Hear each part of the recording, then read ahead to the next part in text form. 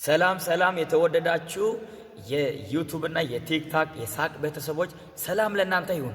ዛሬ በፊታችሁ ይዤ የመጣሁት አንድ መልእክት አለ።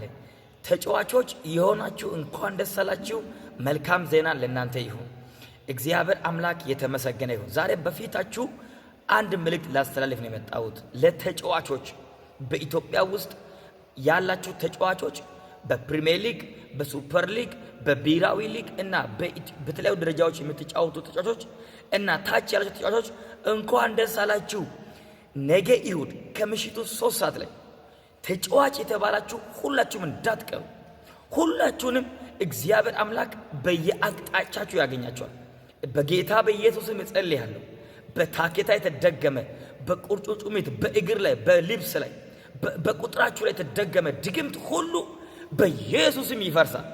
መሄድ ባለ ልክ እንዳትሄድ፣ መጫወት ባለ ልክ እንዳትጫወት፣ መንገድን የዘጋ ኑሮን የዘጋ ስራይን የዘጋ ዕውቀትን የዘጋ መንገድ ሁሉንም የዘጋ ዛሬ በየአቅጣጫዎች ይከፈታሉ።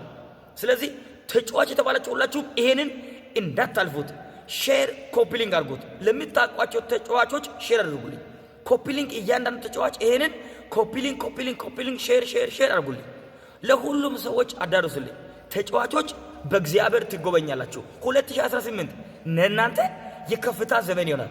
2018 ለእናንተ የድል ዘመን ይሆናል። 2018 ለእናንተ አልፋችሁ የምትታዩበት ዘመን ይሆናል። ሱፐር ሊግ የምትጫወቱ ወደ ብሔራዊ ሊግ ትመጣላችሁ። ብሔራዊ ሊግ ያላችሁ ሰዎች ወደ ፕሪሚየር ሊግ ትመጣለ። ለኢትዮጵያ ያልጠበቅከው ነገር በህይወት ላይ ይሆናል። ስለዚህ ነገ እሁድ ከምሽቱ 3 ሰዓት ላይ ማንንም ተጫዋች የሚባል ነገር እንዳይቀር የምታጸልዩበትን ሪስክ ካለ ይዘይልኝና እግዚአብሔር ምስክሬ ነው፣ ያንተ ጉዳይ ተፈቷል። ይሄን ሁላችሁም ሪፖስት ኮፒ ሊንክ ሼር አድርጉልኝ። እግዚአብሔር አምላክ ይባርካችሁ። አመሰግናለሁ።